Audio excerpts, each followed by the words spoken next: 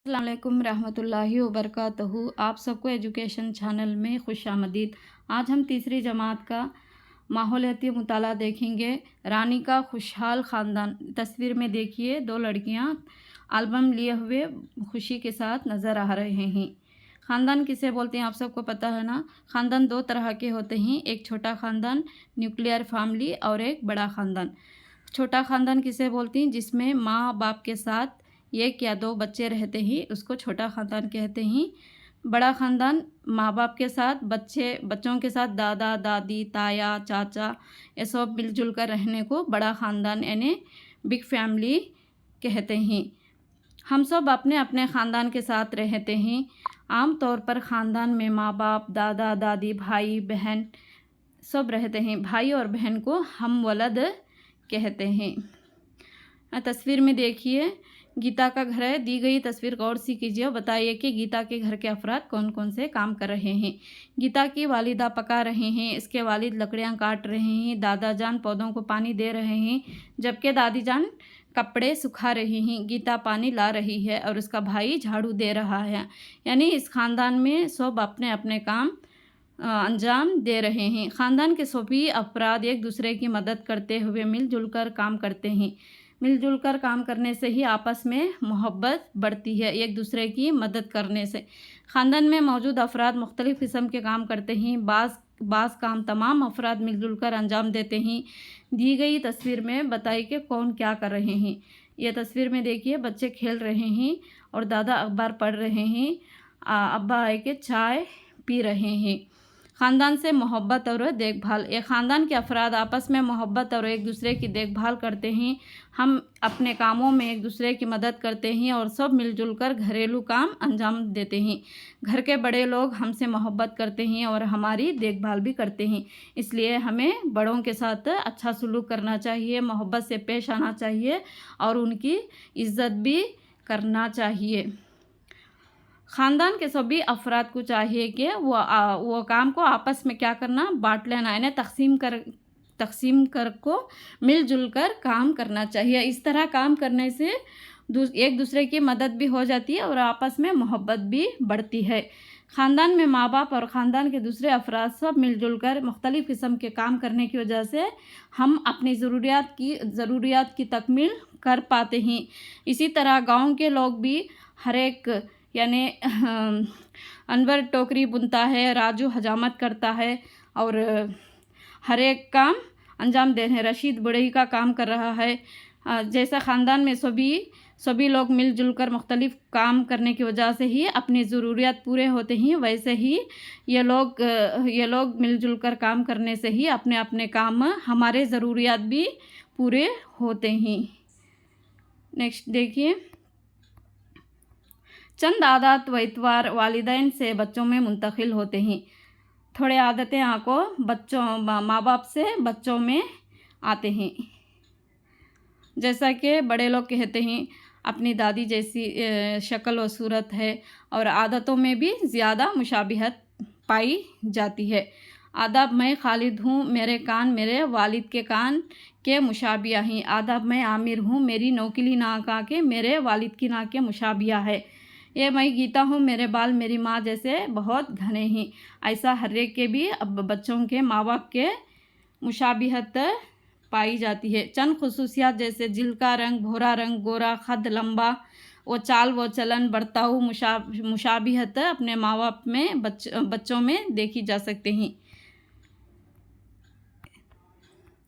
मैं अकबर हूँ, मेरी आँखें मेरी माँ की आँखों के मुशाबिया हैं, यानी सेम ही मेरे और मेरी माँ की आँखें। मैं रमेश हूँ, मेरी दादी कहती है कि मेरी शक्ल मेरे दादा जान की शक्ल से मिलती जुलती है।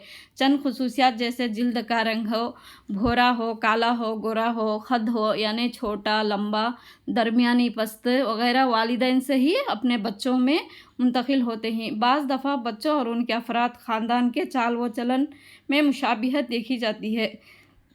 जैसे कि आपके चचा की तरह चल सकते हो और चेहरे भी एक दूसरे के मुशाबिहत को देख सकते हैं। झैल में दिए गए जाकिर राशिद रवि और जोसेफ के चेहरों को देखिए, क्या आपको उनके चेहरों में कोई फ़र्क दिखाई दे रहा है। जाकिर राशिद रवि जोसेफ यानी ये देखो रवि और जाकिर दोनों एक दूसरे के मुशाबिया नज़र आ रहे हैं। राशिद और जोसेफ भी, इसे गौर करने पर मालूम पड़ता है। हमने क्या सीखा, यानी ये लेसन में हम ख़ानदान में रहते हैं। आमतौर पर एक ख़ानदान में वालिदैन, दादा दादी, भाई बहन, हम वलद और पालतू जानवर भी रहते हैं। ख़ानदान का हर फ़र्द अपना किरदार अंजाम अदा करता है। हमें हमारे अफराद ख़ानदान से क्या करना चाहिए, मोहब्बत के साथ पेश आना चाहिए। मोहब्बत, परवरिश और मदद हासिल होती है। हमें हमारे ख़ानदान से मोहब्बत हासिल होती है, मदद भी हासिल होती है। तमाम पेशावर लोगों की इज़्ज़त करनी चाहिए, यानी कमतर नहीं देखना चाहिए किसी भी लोग को, यानी जूता बनाता है बोल के उसे कम निगाह से नहीं देखना चाहिए। यानी तमाम पेशा, जो भी पेशा है उन लोगों की इज़्ज़त करनी चाहिए। गाँव में मुख्तलिफ़ किस्म के काम करने वाले अफराद पाए जाते हैं। बच्चों को काम में नहीं, स्कूल में रहना चाहिए। स्कूली उम्र के तमाम बच्चों को स्कूल जाकर तालीम हासिल करना चाहिए, यानी बच्चों को घर में नहीं रहना चाहिए, स्कूल जाकर तालीम हासिल करना चाहिए। ये हुआ फर्स्ट का। सेकंड चैप्टर देखते हैं हमें।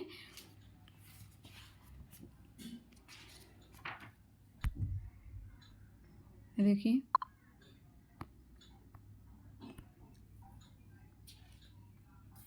हमारे अतराफ वगना पाए जाने वाले पौधे। फरहीन, अब्बा जान, पौधे ज़मीन से पानी किस तरह हासिल करते हैं? आओ मैं तुम्हें बताता हूँ। टमाटर के इस पौधे को गौर से देखो, इसमें जड़ें, तना, पत्ते, फूल और फल मौजूद हैं। यानी पेड़ के हिस्से, पत्ता, फल, फूल, तना, जड़, ये सब। क्या आप जानते हैं जड़ें पौधे का अहम हिस्सा हैं और ये मिट्टी के अंदर पाई जाते हैं। यह पौधे को ज़मीन से जोड़े रखती हैं। जड़ें मिट्टी से पानी और नमकियात को जज़ब करके तना और पत्तों तक पहुंचाती हैं। जड़ें का फेल क्या है बोले तो ये पौधे के सबसे अहम हिस्सा है। ये मिट्टी के अंदर, यानी जड़ें मिट्टी के अंदर ही ना होते सो मिट्टी के अंदर पाई जाते हैं। ये पौधे को ज़मीन से जोड़ते हैं। जड़ें मिट्टी से पानी और नमकियात को अपने अंदर जज़ब करके तना और पत्तों तक पहुंचाती हैं। पानी और नमकियात को जड़ें। पौधों को रोज़ाना पानी दीजिए, वरना क्या हो जाएंगे, पौधे मर जाएंगे सूख के। नेक्स्ट है, देखिए तने का काम क्या है। तना पानी और मख्फियात को जड़ों से पौधे के तमाम हिस्सों तक मुंतकिल करता है और पौधे को सहारा भी देता है। तने का मेन क्या है काम, यहाँ पर पानी और मख्फियात को जड़ों से पौधों के तमाम हिस्सों तक पहुँचाना। टमाटर के पौधे का तना बहुत ही बारीक और बालदार होता है। टमाटर का तना के बहुत बारीक बालदार जैसा होता है। पौधों के तने मुख्तलिफ़ किस्म के होते हैं। चंद नरम होते हैं, नरम और सब्ज़, चंद भूरे और सख्त होते हैं। चंद पौधों के तने मोटे होते हैं, जबकि चंद बारीक होते हैं। जैसे जैसे पौधा जैसे बढ़ता है, तना भी क्या होता जाता है, मजबूत होता जाता है। ये मोटे तनों को क्या बोलते हैं, पेड़ कहलाते हैं। इन तनों पर छाल भी पाई जाती है। बड़े और मजबूत तने वाले पौधों को दरख्त कहलाते हैं। मसलन बरगद, इमली, आम, ये सब दरख्त हैं। छोटे पौधे जिनके तने सख्त होते हैं झाड़ियाँ कहलाते हैं। यानी पौधे छोटे होते हैं लेकिन उनके तने कैसे रहती हैं, सख्त रहती। मिसाल के तौर पर गुलाब, गडेल मीन्स मंदारम। छोटे पौधे जिनके तने सख्त होते हैं क्या कहलाते हैं, झाड़ियाँ कहलाते हैं। नेक्स्ट, पौधे हर्ब्स बहुत ही छोटे होते हैं और उनके तने सब्ज़ और नरम होते हैं। चंद पौधे बहुत ही छोटे होते हैं और उनके तने कैसे रहती हैं, सब्ज़ रहती और नरम भी होती, मुलायम। मिसाल के तौर पर तुलसी, गेहूँ, ये पौधे हर्ब्स हैं। क्या ही हर्ब्स। चढ़ने वाले पौधे क्लिम्बर्स बेलदार होते हैं और किसी सहारे पर बढ़ते हैं। मसलन अंगूर, करेला, ये पौधे आपको चढ़ने वाले पौधे हैं और सहारे के बगैर ये नहीं बढ़ते। नेक्स्ट, क्रीपर्स, फैलने वाले पौधे। यानी बेलदार पौधे होते हैं जो ज़मीन पर फैलते हैं। मिसाल के तौर पर तरबूजा, कद्दू, ये सब क्या है, ये क्रीपर्स हैं। क्लिम्बर्स मीन्स सहारे के क्लिम्बर्स बेलदार पौधे होते हैं, किसी सहारे पर बढ़ने वाले पौधे। जिस तरह तुम्हें बढ़ने के लिए ग़िज़ा ज़रूरी होती है, इसी तरह पौधों को बढ़ने के लिए भी ग़िज़ा ज़रूरी होती है। पत्ते पौधे के लिए ग़िज़ा तैयार करते हैं और बढ़ने में मदद देते हैं। जैसा हम सबको ग़िज़ा ज़रूरी है कि ज़िंदा रहने के लिए, उसी तरह पौधों को भी बढ़ने के लिए क्या ज़रूरी, ग़िज़ा ज़रूरी। यह ग़िज़ा किससे हासिल होती है? पौधे को बोले तो पत्तों से हासिल होती, यानी पत्तों को क्या बोलती हैं, ग़िज़ा की फैक्ट्री बोलती हैं। पौधे की ग़िज़ा की फैक्ट्री पत्ते। पौधा हवा, पानी और सूरज की रोशनी की मदद से पत्तों में अपनी ग़िज़ा तैयार कर लेते हैं। पौधा आके किस किस के मदद से ग़िज़ा तैयार करते हैं बोले तो हवा होना, पानी होना और सूरज की रोशनी की मदद से पत्तों में अपनी ग़िज़ा तैयार कर लेते हैं। चंद किस्म के पत्ते मुख्तलिफ जसामत, शक्ल, रंग और बू के होते हैं। मौस के पत्ते बहुत बड़े होते हैं। मंदारम यानी गड़ेल के पत्ते चौड़े होते हैं और उनके किनारे आरीनुमा होते हैं। पपई के पत्ते देखें यहाँ पर हथेली के मानिंद होते हैं। नारियल के पत्तों की रगें कैसे होती हैं, लंबे होती हैं। इमली के पत्ते बहुत छोटे होते हैं। पुदीना, कोथिमीर और तुलसी के पत्तों में अलग अलग तरह की खुशबू पाई जाती है। लीमू, आम, नीम, तुलसी, पुदीना और कोथिमीर के चंद पत्ते इकट्ठा कीजिए, ये काम कीजिए। हम पत्तों को मुख्तलिफ़ तरीक़ों से इस्तेमाल करते हैं। हम मुख्तलिफ़ पौधों के पत्तों को खाते हैं, जैसे कोथिमीर, करेपात, पालक, पुदीना वगैरह, ये सब इस्तेमाल करते हैं हम लोग ग़िज़ा में।